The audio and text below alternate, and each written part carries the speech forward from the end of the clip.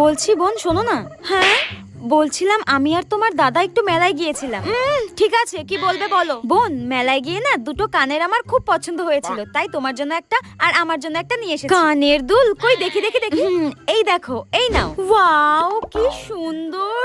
উফ হ্যাঁ আচ্ছা বৌদি তো বৌদির জন্য একটা কানের দুল নিয়ে এসেছে, তার মানে ওটাই বেশি সুন্দর, ওটাই বেশি দামি।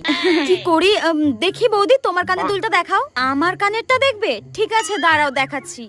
এই দেখো দেখি দেখি দেখি। ওয়াও উফ এগুলো তো কি সুন্দর গো। এই বৌদিটা না খুব শয়তান, আমি জানি। নিজের জন্য ভালো আর দামি কানের নিয়ে এসেছে আর আমার জন্য কম দামি। শোনো বৌদি আমার এটা পছন্দ হয়নি, আমি এটাই নেব।